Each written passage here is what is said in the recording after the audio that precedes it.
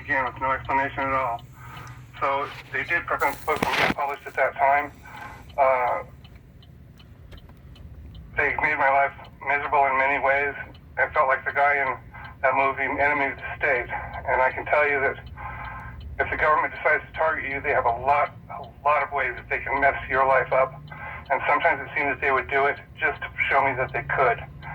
Because something... What are some of those things? Well, they caused my fiancée at the time to dump me. They visited her at her house. Or I guess they called her on the telephone and said that she needs to beware of me, that I wasn't who I seemed to be, and they started hassling her as well. And she ended up dumping me over the whole thing. And it ended up driving me towards a nervous breakdown in the end, because it was just pressure that I hadn't expected, and I wasn't prepared for it at the time. But when I withdrew from visibility, I stopped speaking about it publicly and stuff. And when I did, the pressure stopped, and they left me alone. And this time, when I went back for a second try at writing this book, I just decided this time nothing was going to stop me, and I published it by myself. I don't have a major publishing firm behind it or anything. I published it on my own, and it was just the book that I wanted to write. It doesn't pull any punches. It doesn't sugarcoat the truth. I don't enjoy spreading bad news, but unfortunately, it's better to be forewarned and forearmed. I wish there was good news, but the truth of it is this. The federal government does not kill people to prevent the news of an alien race of Santa Clauses that just come here to help us from getting out to the public. That's ridiculous. There's no reason to kill someone over that. They kill people to prevent the news that aliens are here, and they're terrifying. They're far beyond anything you can imagine.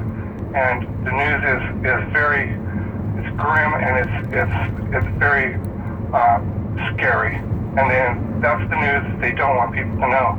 The news is that we are powerless against them in the ultimate sense of things. You had said at one point that we had the military, the people behind all this, the human side, had all this equipment to take anybody out from a distance and change people's thoughts and things like that, right? With the different technology. Somebody had asked, written in and asked, why would we not be using that technology to take out, like, let's say the bad guys that are, threatening us as countries now, like North Korea? We probably are. I don't doubt that we probably are.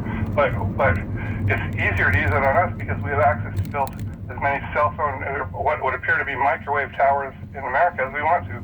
We can't build them so easily in Iran.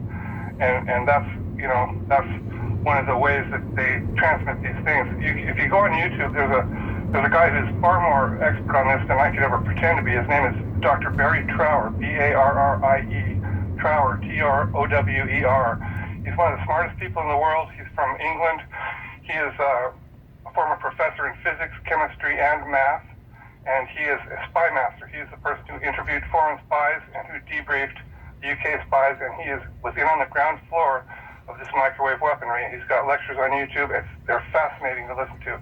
He explains it far better than I can.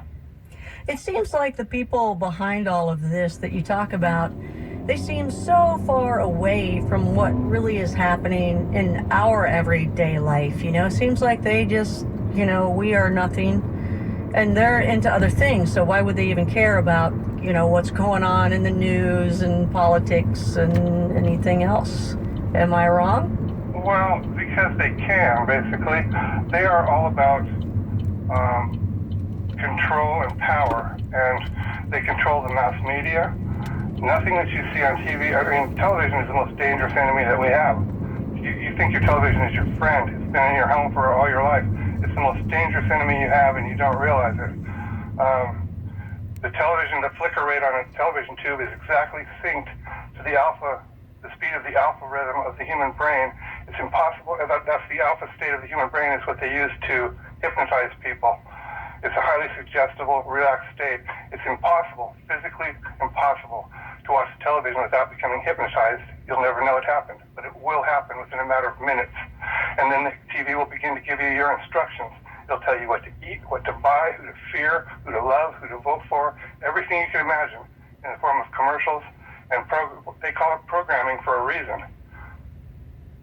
We're being programmed by our own televisions, and it's an extremely powerful mind control device.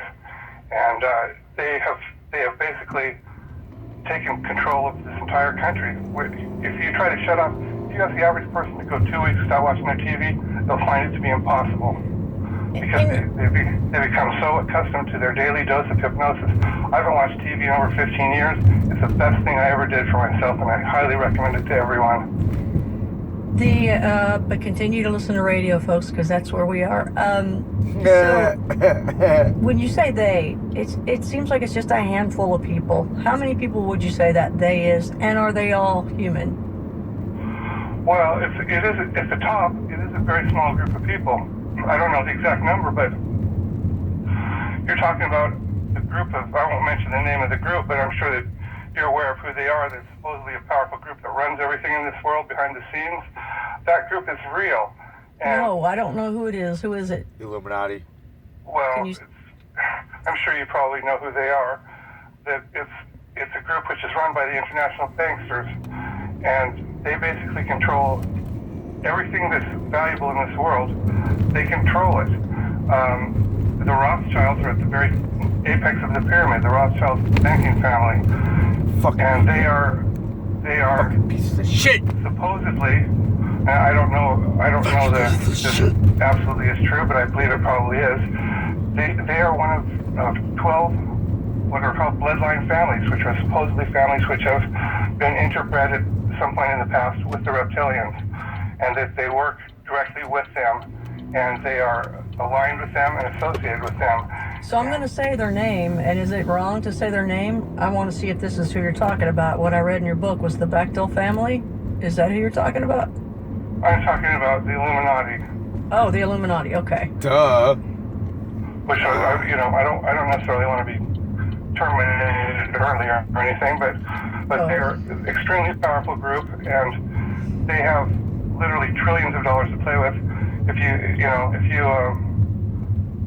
you go back to 9/11, that was not an attack by Arabs on America. That was an Illuminati hit. Yes. It was a classic Illuminati hit, and there's many ways to prove that. There's many ways to prove it. I've got 20 different ways I could prove that was an inside job, and there's no one else that has the kind of juice that's necessary to pull off an operation like that, except that group. Even the president doesn't have the juice to pull that off by himself, but they do. Why do you think that they did that? Because there were several reasons. One was to break our financial back, which it did. One was to restrict our freedoms, which it did. One was to give us an excuse to attack both Afghanistan and Iraq. Those wars had nothing to do with Al-Qaeda. They had nothing to do with freedom. Afghanistan was the source of 90% of the world's opium poppies. The CIA controls the world's supply of heroin, and the Taliban had outlawed the farming of opium poppies when they took control. So that was the reason that we had that war. Iraq had just gone off petrodollar, which means that they sell all of their oil for American dollars, which is then deposited in banks of the Federal Reserve, which can then loan that money out. Good evening, how are you? Times the amount of their deposits. Correct. Lily for Kim P. Gone off the petrodollar. We conquered them. We put them right back on the Oh, petrodollar. you're not yelling. It's a warning to all the other countries. Go off the petrodollar, we'll replace your government. And we replace the Taliban. And they're growing in record supplies now. You're also enjoy it too. Have a great night. It has nothing to do You with guys have a great weekend. it has nothing to do with terrorism. It's impossible for a person who's never flown a B-57 to step in the cockpit and fly when it's ridiculous. It's impossible. I don't know if you've ever flown an airplane, but if you fly a Cessna, you steer it like you steer a car. You crank the wheel over if you want to turn. And one of those B-757s, you barely touch the wheel with the lightest pressure of one finger if you want to steer it. If you put any more pressure on that, it'll put it into a death spiral. That's how sensitive they are. It's impossible that they could have flown those planes, and it's also impossible that those planes could have crashed without leaving any debris. Speaking of crashes, let's go to another one that was on the kind of on the other side of. Let's go to Brazil, right? It was Verhanga. Did I say that right?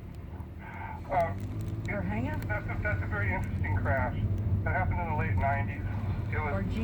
Verhanga. Do you remember the name, so we can get it right, so people will know which one we're talking about? I think it's pronounced Burkina, but I'm not from there. I couldn't tell you for sure. Okay, in Brazil in the late 90s. GINHA. Right. It was a bigger deal than Roswell. It was. Yeah. I agree. There was a craft registered on air defense radar over Brazil, moving faster than any other craft had ever been recorded, and it crashed on a mountain in Brazil, in the jungles in the south of Brazil, very rural area, and there was some small villages around there, and the local people, saw these aliens of a type never before recorded or seen by anyone. Some of them were still alive, badly injured. Some of them were dead. They were small. They were non-hostile. They were screaming and crying in pain. Several of them escaped into the jungle apparently and were sighted around for months afterwards. 2 of them were captured by the locals in nets that they used to catch monkeys in. They caught 2 of these wounded aliens in nets, and one of them was shot and killed by the local militia, apparently for no reason. The United States, I know 2 people that worked on this crash, by the way. That's where I got most of my information from. The United States sent special ops troops down there who committed direct attacks and acts of war against the Brazilian military, including live-fire, deadly operations in order to gain control of the crash site and the living alien which was left in the bodies of the deceased aliens, and later paid the Brazilian government off billions of dollars in cash to pretend that to overlook those acts of war. The doctors took the one surviving alien who was injured. They tried to remove its spacesuit to see if they could assist it. They couldn't get the spacesuit off of it. So they decided to try to cut it off with a torch, like a welding torch or some kind of a torch. They didn't realize that the spacesuit itself was grown into the body. After it had been put on, it grew into the body, and they made one inseparable unit. And when they tried to cut it off the alien, they inadvertently killed the alien being. The last I heard, that body was stored in a secure area downstairs at the medical facility at the University of the Americas in Panama, in a freezer. When you hear about cellular machinery, nano machines that are the size of a molecule or very, very tiny, these are machines, and some can even reproduce themselves. That technology.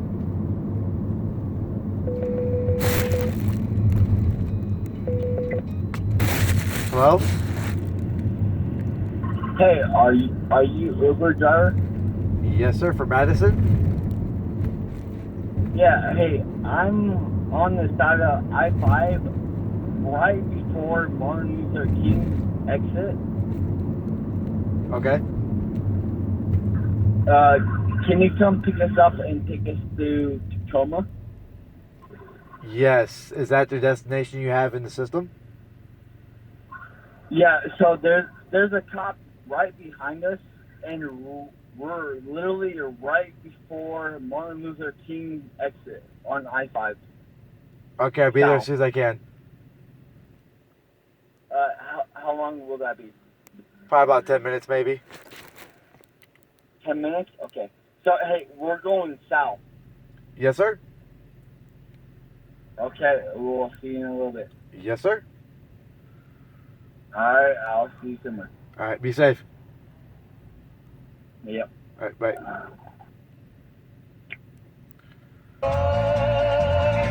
And up a cloudy draw.